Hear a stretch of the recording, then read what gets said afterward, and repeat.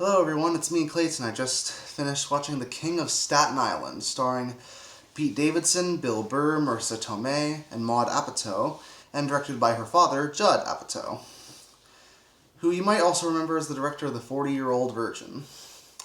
Now, as someone with limited experience with Pete Davidson's comedy or his overall life, I didn't know what to think when I was going into this film, but what I got was a rather well-done comedy/drama that essentially feels like a very human coming-of-age story about someone who never really did grow up beforehand.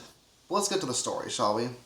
The story is about a 24-year-old slacker named Scott, played by Pete Davidson, who had a father who died while being a firefighter. He spends most of his time smoking weed, hanging out with his friends, and just generally being a layabout freeloader. That is, until his ER nurse mother, played by Marisa Tomei, falls for another firefighter, played by Bill Burr, named Ray.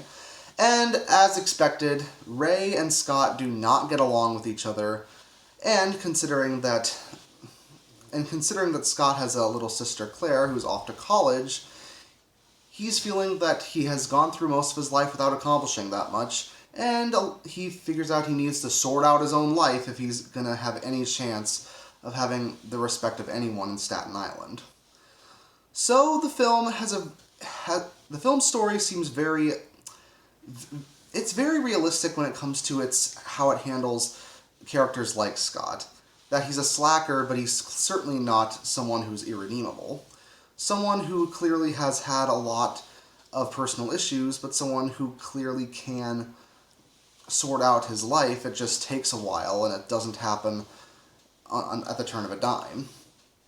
And naturally, this causes him to make a lot of stupid mistakes and causes him to flip-flop on a lot of people.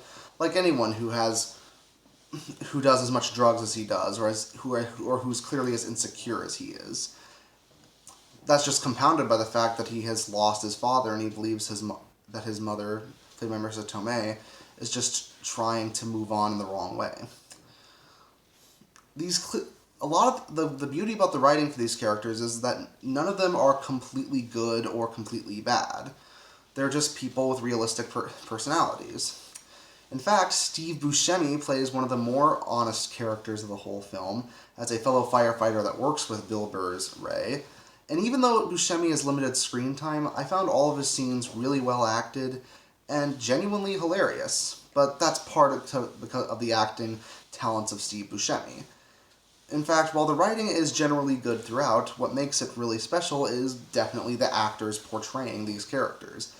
Bill Burr and Pete Davidson work very well together, not just because they're both comedians, but also because they both get their dramatic moments about as well as they do their hilarious comedy moments. And Marisa Tomei does a great job as the mother role, helping her stand out from other mothers in film, in my opinion, and even standing out from her role in the Spider-Man movies. And Maud Apatow, she definitely wasn't chosen just because she happens to be the director's daughter, though I wouldn't be lying if I said that wouldn't be one of the causes of her joining. But she's definitely not like Mrs. Coppola when it comes to her acting talents. Maud Apatow also feels genuine in her role, and speaking as someone with a little sister myself, she feels like she has lived with Pete Davidson her whole life when it comes to her acting. And I'm saying that in the best way because none of it feels fake or forced.